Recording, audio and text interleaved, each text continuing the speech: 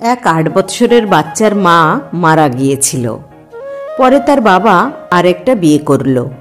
একদিন বাচ্চাটার বাবা বাচ্চাটিকে জিজ্ঞেস করল, বাবা বলো তো, তোমার নতুন মা এবং পুরাতন মায়ের মধ্যে পার্থক্য কি?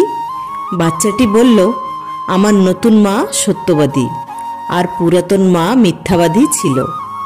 বাবা তার ছেলের কথা শুনে চমকে গেল এবং বলল, কেন বাবা? তোমার যে মা তোমাকে জন্ম দিল সে মিথ্যাবাদী হয়ে গেল, আর যে মা কয়দিন হলো আসলো সে সত্যবাদী হয়ে গেল?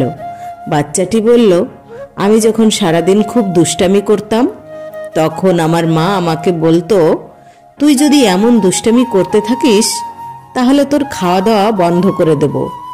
তারপর সারাদিন যখন আমাকে খুঁজে না পেত তখন সারা গ্রাম খুঁজে আমাকে ধরে এনে নিজের পাশে বসিয়ে নিজের হাতে খাইয়ে দিত। আর আমার নতুন মা বলে, তুই যদি এমন দুষ্টামি করিস তাহলে তোর খাওয়া দাওয়া বন্ধ করে দেব।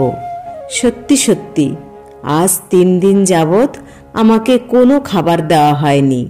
নিজের মায়ের মতো মা পৃথিবীতে কেউ হতে পারে না।